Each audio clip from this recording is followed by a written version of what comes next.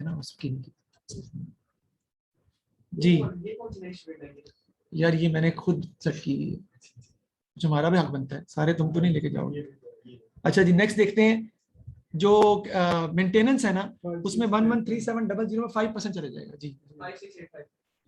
5685, हाँ इनको ऐड करके देखो 113700 आएगा, बिल्कुल ऐड करना चाहिए ताकि आपका चेक हो जाए कि यार मैंने सही कैलकुलेशन की है।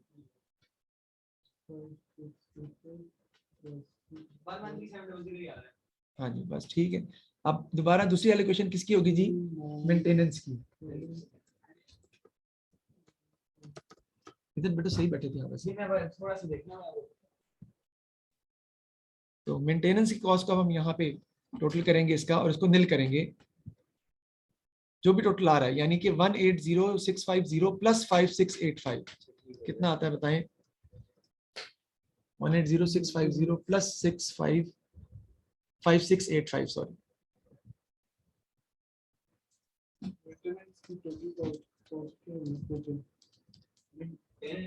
या देखा 186335, 186335, इसको भी निल कर देंगे हम। अच्छा कैसी बात है, आप गौर करें कि कैंटीन ने मेंटेनेंस को भी सर्विसेज प्रोवाइड की हैं। यार जाहिर बात है, कैंटीन में खाना मिलता है, खाना सारे खाएंगे ना, खाना मशीनिंग वाले भी खाएंगे, असेंबली वाले भी खाएंगे, मेंटेनेंस वाले भी खाना खाएंगे। तो कैंटीन तीनों डिपार्टमेंट को सर्विसेज प्रोवाइड करती है। कैंटीन का मेंटेनेंस दो को ही करेगी ना, लेकिन जो मेंटेनेंस है वो सिर्फ दो को करेगी, मशीनिंग को और असेंबली को, और वो उसने बताया भी वही परसेंटेज 80% और 20%। तो 186335 14966 हुसैन आप बोल दो बीच में, कोई बात नहीं, हाथ क्यों खड़ा कर रहे हो बताओ। 5685 क्यों ऐड किए? हाँ इसलिए कि 5685 जो है वो 113700 जो कैंटीन ने मेंटेनेंस को कॉस्ट ट्रांसफर की है, क्योंकि मैंने बताया है कि कैंटीन का खाना सब खाते हैं, मशीनिंग वाले भी खाते हैं, असेंबली भी खाती है, मेंटेनेंस भी खाती है, तो मेंटेनेंस को भी कॉस्ट ट्रांसफर कर रहा है कैंटीन। अच्छा ये दी कहाँ हुई है? ये देखो सवाल में नीचे दी हुई है, 35% मशीनिंग को जाएगी, 60% असेंबली को जाएगी, और 5% जाएगी मेंटेनेंस को। तो 5% मेंटेनेंस को मैंने चार्ज की है। अब जो मेंटेनेंस है उसकी कॉस्ट को टोटल की है, और वो जाएगी सिर्फ 80% मशीनिंग को और 20% असेंबली को। कितनी आती है वो? 149,668 आ जाएगी मशीनिंग को, 149,668 और 37267 आ जाएगी असेंबली को, 267। नहीं जी, ये हमने यानी सर्विस डिपार्टमेंट की कॉस्ट को भी निल कर दिया है। अब इसका हम कर लेंगे टोटल।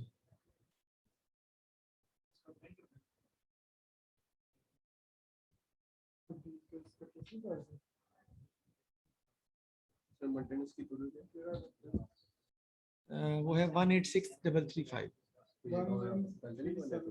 गलत है? नहीं सही नहीं, ये टोटल सही है, लेकिन आगे जो इसमें भी है कैलकुलेशन की है। सर ये मशीनिंग का 149068 आ रहा है। हाँ जी सही कह रहे हो, इसने गलत लिखवाया आपने, मशीनिंग का जो लिखवाया वो गलत है, टोटल गलत किया। 149,068 आ रहा है। हाँ सॉरी फिर मैंने गलत लिखा, 068। अब देखें हसैन, यहाँ पे क्या लिखूंगा मैं? यहाँ पे लिखूंगा मैं नील, क्योंकि खत्म हो गई है। यहाँ पे क्या लिखूंगा मैं? नील, इनकी कॉस्ट 0 हो गई है। इसका टोटल मैं करूंगा, इसका टोटल मुझे करना है, टोटल करो से कितना आता है देखें। सर ओवरहेड्स और सर कैंटीन को ऐड करके फिर मेंटेनेंस क्या है 80% पे? जी बिल्कुल, जी बिल्कुल। सर हम अगर इसको टोटल इस सबका टोटल करके ना लिखे डायरेक्ट ही वो करते हैं, तो इधर क्योंकि टोटल का हेडिंग नहीं दी है तो इट्स फाइन। नहीं टोटल करेंगे, अगली बार करना है। सर इसको माइनस किस तरह है? माइनस किधर करेंगे मतलब नील वगैरह? ये इसलिए तो मैंने पहले बता दिया बात मुझे पहले पता था, सबने ये कहने से मैंने पहले इसका अपना जो है ना आपको पक्का किया हुआ है कि नहीं आना।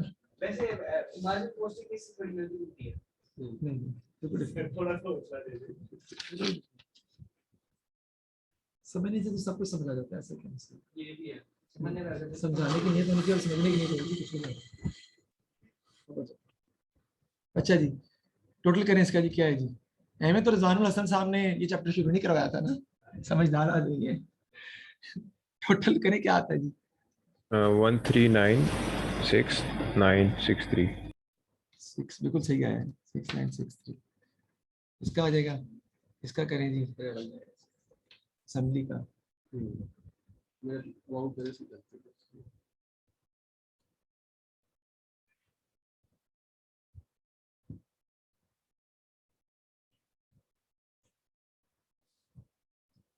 टेन टोटल इसका 1215700 प्लस 68220 प्लस 37267 आ जाएगा 1321187। मेरा तो ये आ रहा है।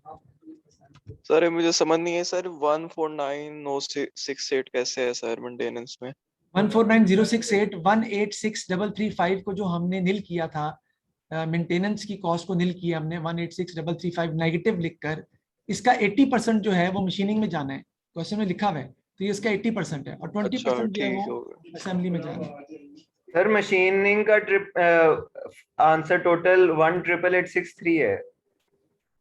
अच्छा मैं खुद करके देखता हूँ फिर। 1208100 प्लस 39795 प्लस 149068, यही आ रहा है यार, 1396963 ही आ रहा है।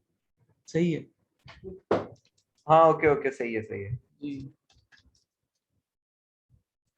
7267 और ये भी सही है 1321187। अच्छा आप इन दोनों का टोटल आप करें जरा, 1321187 प्लस 1396963 के टोटल करें तो वो वही बनेगा आपका 2715150, यानी कि ये जो टोटल है।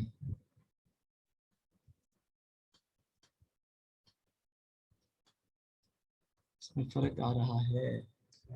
कुछ गलती की है, सोल्यूशन निकालो इसका, गलती हुई है। सर मेरे से जब गलती हुई थी, मेरे आधा घंटा लग गया एक गलती निकालने के लिए। कोई बात नहीं, करना पड़ेगा, नहीं सोल्यूशन से देखेंगे ना पेपर में सॉल्यूशन नहीं था। बस। अच्छा सर गलती हो रही, टाइम जाए नहीं करने। क्या हुआ इस पे नहीं तो एक दफा देखना चाहिए, उसको छोड़ दो एक नंबर करके, बस क्या हो गया, चलो आगे। एक इसमें तो एक नंबर भी नहीं कटना क्योंकि टोटल मंगा हुआ नहीं था, लेकिन वो एक गलती में तो कटेगा ना, जहाँ पे सारी बात जहाँ पे गलती हुई है। क्या मेरे कैश चेक करके अकाउंटिंग के सामने वो रखते अपने आंसर शीट पूरी, ये इसकी कैमरेज की रिक्वायरमेंट है कि हाँ हाँ मार्क्स के सामने रख के करना है। चेक करो ना। मैं तो मार्क्स से पहले मैं बाद में क्वेश्चन करते हो। हाँ नहीं सही आ रहा है यार, 14608 यही सही आ रहा है। हाँ सही आ रहा है, सही आ रहा है, सही आ रहा है। तो ये हमने क्वेश्चन जो है सॉल्व किया, ऑप्शन कॉस्टिंग के सारे सवाल ऐसे ही हैं। अब हम चलते हैं इससे आगे। यहाँ तक किसी को मसला है तो मुझे बताएं, कोई प्रॉब्लम है तो बिला झिझक आप मुझसे पूछ सकते हैं, मैं दोबारा रिपीट कर देता हूँ, बताएं वरना मैं आगे चलूंगा जी। ये जी इसमें बताएं बताएं बताएं बताएं,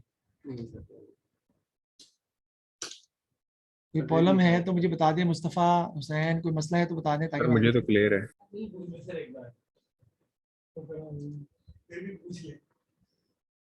फखर को भी समझ आ गई, thank you very much, very good. Fakhar बेटा आप ऐसा करो कि आप अकाउंटिंग छोड़ दो, आपकी रिक्वेस्ट है मुझे, और कोई और सब्जेक्ट पकड़ो ताकि उसको भी छोड़ना पड़ जाए बाद में। तो फिर क्लास में है। नहीं सर अगला सवाल भी करा दें सर। क्या आगे कराने लगा हूँ, क्या मतलब समझा नहीं। नहीं मैंने कहा CD भी करा देना इसका भी, ये हाँ सारे जी। अपने पार्ट्स। आगे चले जी। नेक्स्ट आपका आता है जी B part, calculate the appropriate overhead absorption rate for each production department. तो लिखें जी, देखो लिखना पड़ेगा आप सबको। लिखें जी ओवरहेड, नहीं नहीं नहीं नहीं अलग कॉपी पे लिखें, अलग टॉपिक है ये।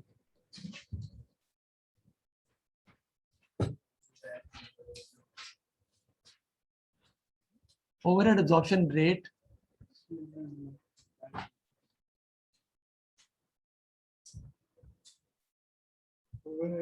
overhead absorption rate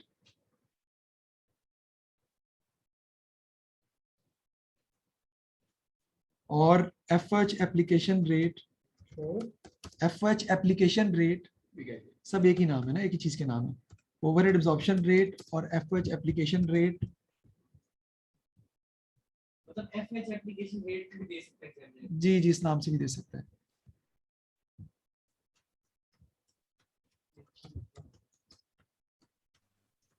से दूसरा दूसरा वर्ड फिर से बोलिएगा, कौन सा रेट?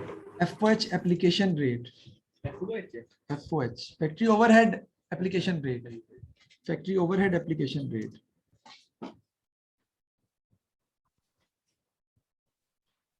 आगे देखिए जी, FOH applied rate, factory overhead applied rate, factory overhead applied rate. Rate सब में आएगा।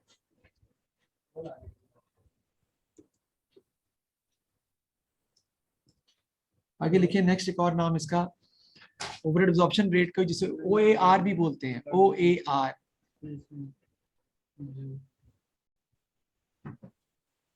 आगे लिखिए जी इसी का एक और नाम blanket rate, overhead blanket rate, overhead blanket rate. FOH applied rate, okay. Applied rate के बाद मैंने लिखा है OAR, ये भी कहते हैं इसको। और आगे लिखें ओवरहेड ब्लैंकेट रेट, ब्लैंकेट यानी कंबल, कंबल तो समझते हैं आप, कंबल की अकॉर्डिंग ओवरहेड ब्लैंकेट रेट। उसके बाद आगे लिखें ऐसा से क्या बोलते बंद कर सकते हैं। हाँ स्पीकर में बात कर सकते हैं। ओवरहेड ब्लैंकेट के बाद लिखें बर्डन रेट, बर्डन रेट ये भी एक ही नाम है, BURDEN, बर्डन रेट, नाम है इसके, ये पता होना चाहिए ना, बर्डन रेट। वेला बैठा होता नाम। ठीक है जी, इज इक्वल टू, इसका फार्मूला लिखना है आपने जी। अब सब एक ही चीजें थी ना, इसका फार्मूला लिखना है आपने, production overhead cost is equal to, यानी फार्मूला लिखें इसका, FOH एप्लीकेशन रेट निकालने का फार्मूला लिखना है आपने, is equal to production overhead cost divided by base given, Production overhead cost divided by base given.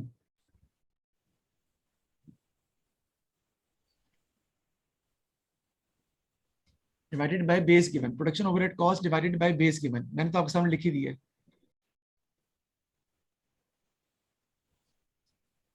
आगे नेक्स्ट लाइन से लिखेंगे आप जी, different basis used to find OAR, different bases used to find OAR. I repeat again, different bases used to find OAR. वो लिखें, number 1 material cost base, number 1 material cost base, number 2 labour, direct labour cost base. Number 1 था material cost base, number 2 direct labour cost base. Number 3 है जी prime cost base, number 3 है prime cost base. Material और labour को अगर आप add कर लें ना असल में, तो that is basically equal to prime cost. Material और लेबर को ऐड कर लें तो प्राइम कॉस्ट आ जाती है आपके पास, ठीक है। तो प्राइम कॉस्ट बेस नंबर 3 है। नंबर 4 लिखें जी, direct labour hour base, direct labour hour base, direct labour hour base.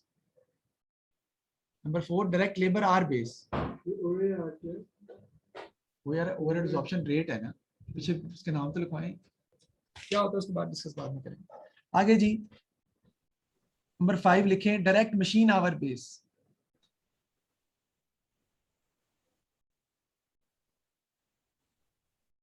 Direct machine hour base. आगे नंबर 6 लिखें जी, units of production base, number 6 units of production base, units of units of production base.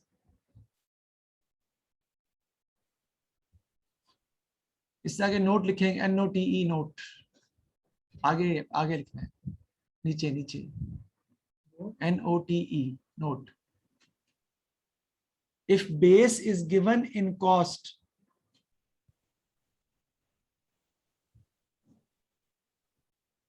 if base is given in cost, we will multiply the formula with 100 also. If base is given in cost, we will multiply the formula with 100 also to find the answer in percentage. If base is given in cost, we will multiply the formula with 100 also to find the answer in percentage.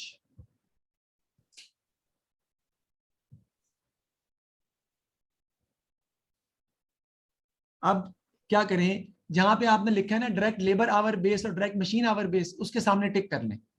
जहां पे आपने लिखा है direct labour hour base और direct machine hour base, उसके सामने टिक कर लें। क्यों सर? क्योंकि क्वेश्चन में सिर्फ ये 2 बेस ही यूज होंगी आपके लेवल्स के अंदर, बाकी बेसिस यूज नहीं होती। कोर्स में तो है ना, कोर्स में है इसलिए पता होनी चाहिए, बाकी बेसिस यूज नहीं होती। लेकिन ज्यादा जो आप क्वेश्चन में पेपर में आपकी आती है वो डायरेक्ट लेबर आवर और मशीन आवर बेस यूज होती है। अब हम लिखते हैं, लिख लिए सबने, अब नेक्स्ट लिखें जी। If the department is capital intensive, if the department is capital intensive, it means if the department is capital intensive, it means machines are used more than labor. It means machines are used more than labor. It means machines are used more than labor. So we will use machine hour as base. So we will use machine hours as base. Again, next line say, if the department is labor intensive,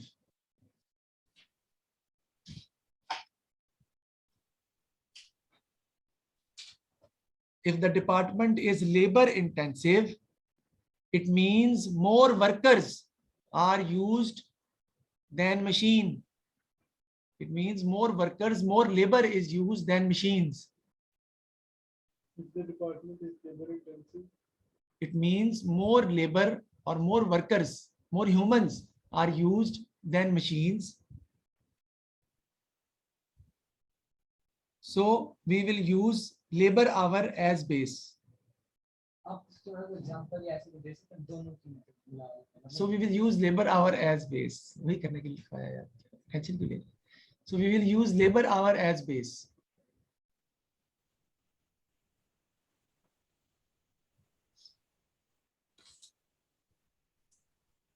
ठीक है जी। अब capital intensive क्या होते हैं? जिस department के अंदर मशीनें ज्यादा काम कर रही होंगी और बंदे कम काम कर रहे होंगे, वो कैपिटल इंटेंसिव डिपार्टमेंट होता है। आपने बिजनेस में पढ़ा होगा, बिजनेस में कैपिटल इंटेंसिव बिजनेस कौन से होते हैं? जहां पे मशीनें ज्यादा काम कर रही होती हैं और वर्कर्स का काम कम होता है। तो जहां मशीनें ज्यादा काम करेंगी वहां पे मशीन आवर्स बेस यूज करेंगे। जहां लेबर ज्यादा काम करेगी या लेबर इंटेंसिव डिपार्टमेंट हो गए, जैसे सिलाई मशीन हम करते हैं या मशीन के ऊपर सिलाई करती हैं औरतें, खवातीन, तो वो लेबर इंटेंसिव है क्योंकि ज्यादा काम लोग खवातीन का है, लोगों का है, ह्यूमन इन्वॉल्वमेंट ज्यादा है। तो वहां पर आप लेबर आवर को बेस यूज करेंगे। फार्मूला क्या है ओवरहेड एब्जॉर्प्शन रेट निकालने का? प्रोडक्शन ओवरहेड कॉस्ट को ऊपर रखते हैं, डिवाइड कर देते हैं बेस से। तो ये फार्मूले कितने बनेंगे मैं आपको बोल के दिखाता हूँ, लिखने की जरूरत नहीं है, इसी नोट्स के जरिए से। एफएच एप्लीकेशन रेट का फार्मूला मैं बोलता जा रहा हूँ, लिखना नहीं है आपने। पहला फार्मूला बन सकता है ओवरहेड एब्जॉर्प्शन रेट का या ओएआर का, production overhead cost divided by direct material cost into 100, क्योंकि जब कॉस्ट बेस में कॉस्ट होगी तो 100 से मल्टीप्लाई आपको करना पड़ेगा। फिर एक और फार्मूला होता है आपका production overhead cost divided by direct labour cost multiply by 100। फिर क्या हो सकता है? Production overhead cost divided by prime cost multiply by 100। लेकिन जब आवर्स होंगे तो 100 से मल्टीप्लाई नहीं करेंगे। उसका फार्मूला क्या होगा? Overhead absorption rate is equal to production overhead cost divided by direct machine hours, या overhead absorption rate is equal to production overhead cost divided by direct labour hours, या यूनिट्स ऑफ प्रोडक्शन आ जाएंगे। तो ये फार्मूले हैं overhead absorption rate निकालने के। सर फार्मूले आपने लिखवाए क्यों नहीं? क्योंकि आपकी बुक्स में ऑलरेडी मैंने लिखे हुए सब कुछ लिखा हुआ है। एक बात। दूसरी बात, मटेरियल कॉस्ट और लेबर कॉस्ट और प्राइम कॉस्ट आपने यूज करनी ही नहीं है, क्योंकि आपके पेपर में सवाल ही नहीं आता है इसका। पेपर में तो सवाल किसका आता है? लेबर आवर से और मशीन आवर से, तो इसलिए हम उसी को ज्यादा यूज करेंगे और उसी को सॉल्व करेंगे। तो चलें जी क्वेश्चन पे चलते हैं दोबारा हम वापस। सर आखिरी सवाल हम कर क्या रहे हैं, हम बेसिकली ओवरहेड चार्ज करने का रेट निकाल रहे हैं। ओवरहेड्स को किसी भी डिपार्टमेंट में किस हिसाब से कॉस्ट एलोकेट की जाएगी, तकसीम की जाएगी, डाली जाएगी, वो हमने कैसे निकालना है, उसके लिए हम रेट फाइंड कर रहे हैं, एस्टिमेटेड रेट। तो जितनी भी कॉस्ट हमने निकालनी है सब एस्टिमेटेड है, जो भी बेस हम यूज कर रहे हैं सब एस्टिमेटेड है। तो देखिए सवाल में आ जाए वापस, जो क्वेश्चन हम कर रहे थे उसी क्वेश्चन पर बी पार्ट में, calculate the appropriate, appropriate exact नहीं, appropriate overhead absorption rate for each production department. हर प्रोडक्शन डिपार्टमेंट का आपने एप्रोप्रिएट ओवरहेड रेट फाइंड करना है। तो प्रोडक्शन डिपार्टमेंट आपस कितने हैं, दो हैं, एक मशीनिंग और एक असेंबली है। पिछला पेज देखिए वापस, हो सकता है सर उसमें मशीनिंग देखें जी जी देखें, मुझे बताएं कि मशीन आवर्स किस डिपार्टमेंट में ज्यादा इस्तेमाल हो रहे हैं, बताएं जी। मशीन आवर्स का मशीन आवर्स प्रोडक्शन डिपार्टमेंट कौन से डिपार्टमेंट में, मशीनिंग या असेंबली, दो ही डिपार्टमेंट है, उन दोनों में मशीन आवर्स कितने लग रहे हैं। मशीनिंग में मशीन आवर लग रहे हैं 2 लाख, जबकि असेंबली में मशीन आवर लग रहे हैं 22,000। इसका मतलब है कि मशीनिंग डिपार्टमेंट जो है वो कैपिटल इंटेंसिव है, उसमें मशीन आवर ज्यादा लग रहे हैं, तो उसमें रेट आप किस बेसिस पर निकालेंगे, मशीन आवर्स की बेस पर निकालेंगे। जबकि जो असेंबली डिपार्टमेंट है उसमें लेबर आवर ज्यादा लग रहे हैं 3,14,000, जबकि लेबर आवर मशीनिंग में कितने लग रहे हैं 55,000, तो वो लेबर इंटेंसिव है। यानी जिस डिपार्टमेंट में मशीन आवर ज्यादा लग रहे हैं वो कैपिटल इंटेंसिव कहलाता है और उसमें मशीन आवर के जरिए रेट मालूम करते हैं, और जिस डिपार्टमेंट में लेबर आवर ज्यादा लग रहे हैं वो लेबर इंटेंसिव कहलाता है और उसमें लेबर आवर के जरिए आपने ओवरहेड एब्जॉर्प्शन रेट फाइंड करना है। फॉर्मूला चेंज हो जाता है, फॉर्मूला चेंज हो जाता है। तो पहले में फॉर्मूला लगेगा आपका, लिख लें, overhead absorption rate for machining department, overhead absorption rate for machining department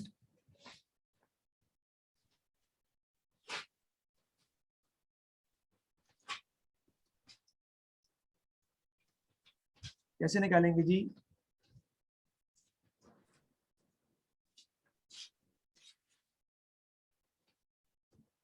machining department overhead cost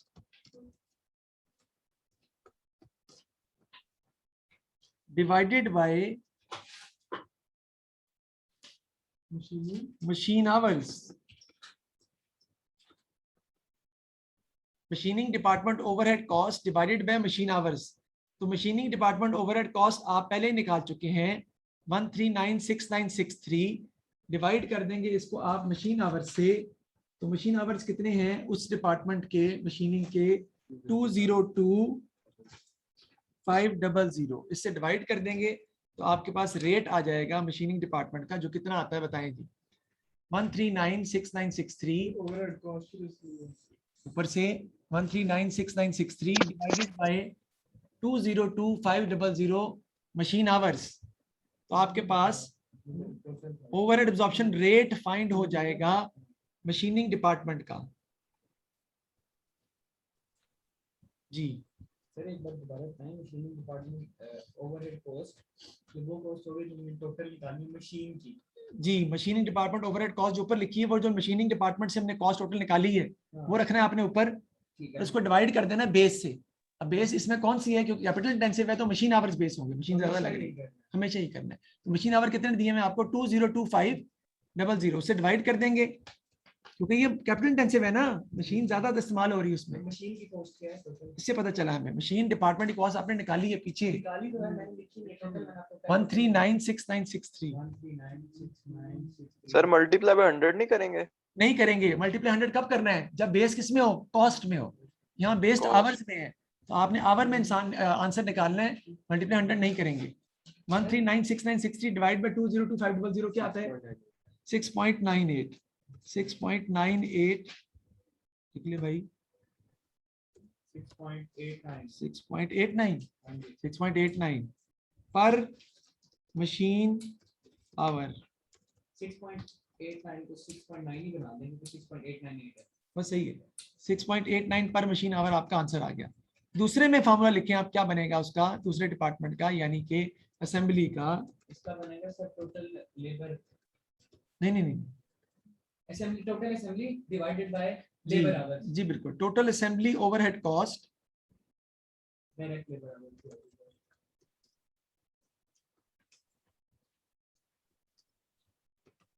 total क्या है इसका फिर?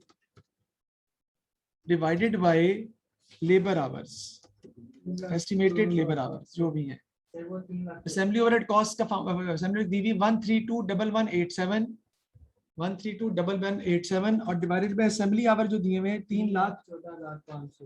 3,14,500 से डिवाइड कर देंगे तो इसका आंसर आ जाएगा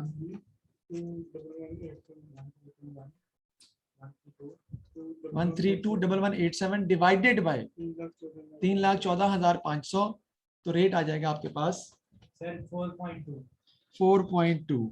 4.2 पर, ये लिखना पड़ेगा बेटा याद से, पर लेबर आवर।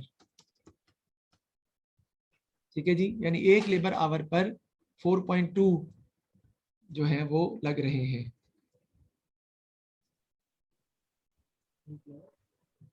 $4.2 4.2 पर लेबर आवर, यानी कि एक घंटे पर $4.2 ओवरहेड कॉस्ट लगती है। एक घंटे पर $4.2 ओवरहेड कॉस्ट लगती है, और एक घंटे मशीन चलती है तो 6.89 ओवरहेड कॉस्ट लगती है मशीनिंग डिपार्टमेंट में। एक घंटे मशीन चलती है तो $6.89 ओवरहेड कॉस्ट लगती है मशीनिंग डिपार्टमेंट में। पर मशीन आवर उसमें लिखेंगे पर लेबर आवर। अब नेक्स्ट फिर आपने लिखना है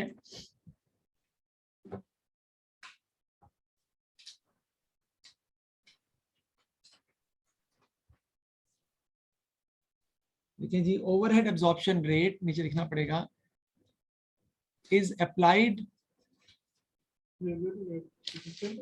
हाँ वैसे लिखा हुआ है आपकी बुक्स में लेकिन फिर भी लिख लें। Overhead absorption rate is applied on actual hours. Overhead absorption rate is applied on actual hours.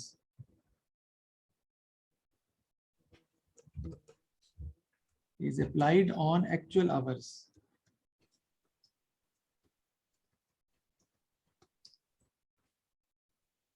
Overhead absorption rate is applied on actual hours. अब फॉर्मूला लिखें जी, absorbed overhead cost is equal to, absorbed overhead cost is equal to, ये निकालनी है मुझे, actual hours multiplied by OAR। Absorbed overhead cost is equal to actual hours multiplied by overhead absorption rate multiplied by OAR।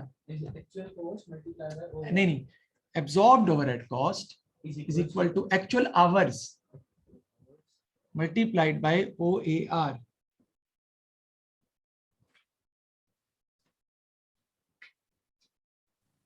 Sir ये अभी कौन सा part चल रहा है? बी पार्ट ही चल रहा है? बिल्कुल भी नहीं, ये मैंने सिर्फ आपको लिखवाया है, जिसका मैंने आपको बाद में करवाना है, आज करवाना ही नहीं है। ओके मैंने ओके जो आज करवाया है, यार इसका ना मैंने मुझे जो थ्योरी आज- की पिक्चर भेज देना नोट्स की। एक सेकंड, आप भेज देना यार इनको थ्योरी के नोट्स ग्रुप में भेज देना यार, तो मैंने कल लिखवाया था थ्योरी जो लिखवाई थी ग्रुप में भेज देना, परसों भाई थे ना लोकेशन वगैरह ये वो भेज देना।